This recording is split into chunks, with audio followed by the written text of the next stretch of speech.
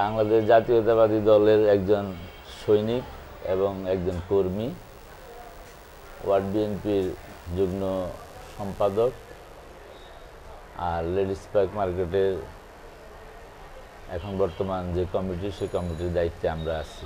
আচ্ছা, আপনি কমিটির সিনিয়র সহসভাপতি। এই কমিটিটা কবে হয়েছে?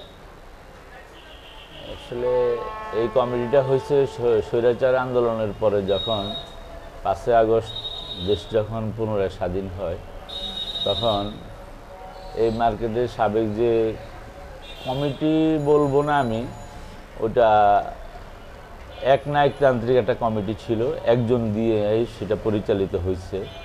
সেটা আওয়ামী দোসর, সে আর মার্কেটে আসে নাই, ঢুকে নেই। সে মনির হোসেন, সে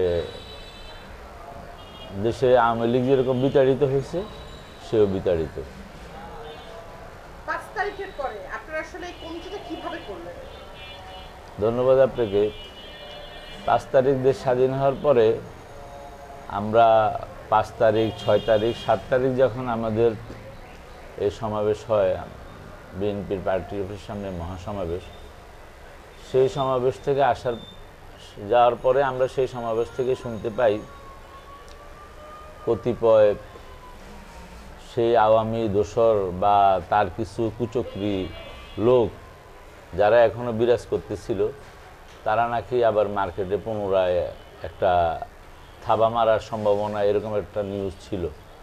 তখন আমরা আমাদের ওয়ার্ড কমিশনার, এই ওয়ার্ড সভাপতি সিরাজ ভাই এবং সাধারণ সম্পাদক মোহাম্মদ ফরাদ রানা, ওনাদের সাথে পরামর্শ করে আমরা তাড়াতাড়ি চলে আসি। আসার পরে আমরা আমাদের মতো মালিক সমিতিতে যাতে কেউ আঘাত করতে না পারে, আমরা সেটাকে নিরাপত্তা প্রদান করি। তারপরে 8-9 তারিখে আমরা মার্কেটের সকল ব্যবসায়ী, 643টা হোল্ডিংয়ের ব্যবসায়ীকে নিয়ে আমরা আলোচনা সাপেক্ষে মার্কেটের নিরাপত্তার জন্য, মার্কেটের ব্যবসায়ীদের নিরাপত্তার জন্য, জানমালের নিরাপত্তার জন্য আমরা তাৎক্ষণিক ব্যবসায়ী বান্ধব একটা কমিটি গঠন করি, যাতে মার্কেটের নিয়ম শৃঙ্খলা রক্ষা হয়, ব্যবসায়ীদের মালামাল রক্ষা হয়। এবং সে যেই হোক না কেন, তার এখানে অনেক হিন্দু ভাইও আছে। দেখা গেল যে তার উপর যদি কোনো ধরনের কোনো অপ্রীতিকর ঘটনা ঘটে, দায় দায়িত্ব আমাদের উপরে আসা পড়বে। আমরা অনেক দিক চিন্তা ভাবনা করেই সব ব্যবসায়ীদের মিটিং ডেকেই আমরা কমিটিটা করছি। আচ্ছা, তার মানে কোনো নির্বাচন হয়নি? না, এটা আমাদের তো তখন নির্বাচনের প্রশ্নই আসে না। এখন কি আপনারা নির্বাচন প্রক্রিয়া যাচ্ছেন না কেন? এখন আমরা নির্বাচন প্রক্রিয়া যাব। আসলে শুনেন, প্রত্যেকটা জিনিসই একটা প্রক্রিয়ার মধ্যে থাকে। বাংলাদেশ একটা গণতান্ত্রিক দেশ।